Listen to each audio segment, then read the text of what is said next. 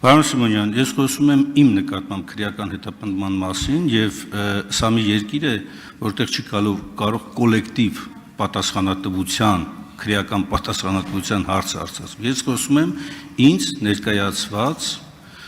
իմ վերաբերյալ ներկայացված միջնորդության մասին եւ հորդորում եմ ձեզ հնարավորինս շուտ դնել քննարկման, որպես այդ լիազորությունը ունեցող անձ առաջարկում եմ, որ հնարավորինս շուտ քննարկվի եւ այս ջուրը ի վերջո, այս ապօրինությունը ի վերջո հանրությունը ավելի շուտ տեսնի, թե ինչպիսի քաղաքական հետապնդում է սկսվել իմ նկատմամբ։ Պարոն Մինասյան, նախ մեկ ասում եք ափալ-թափալ, մեկ ասում եք եկեք շուտ քննարկենք, նախ կողմնորոշվեք, հիմա ափալ-թափալ եք ուզում, շուտ եք ուզում, թե չեք ուզում ընդհանրապես։ Իսկ ինչ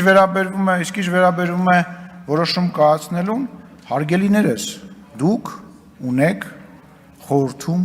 տեղ, այդ խորհրդի նիստերին չեք մասնակցում, եկեք և ձեր կարծիքը, երբ որ վատառողջ չի, երբ որ այդ հարցը լինում է, եկեք խորհրդի նիստի ժամանակ ձեր կարծիքը ասեք, դուք խորհրդի նիստին չեք գալիս, արդեն որերորդ տարին է, գալիս եք 1000-ից 1, կարամ ասեմ, որ դեպքերում եք գալիս, բայց կարծում եմ դուք էլ չեք ուզենա, որ բարձր ասեմ, որ դեպքերում եք գալիս, եւ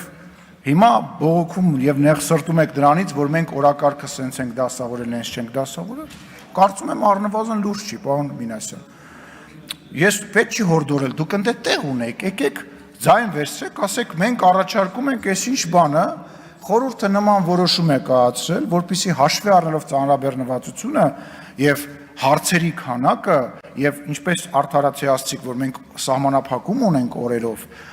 մենք նման որոշում ենք կայացրել, ես կարծում եմ, որ մենք մոտ ապագայում, այսինքն չի ընկնի դա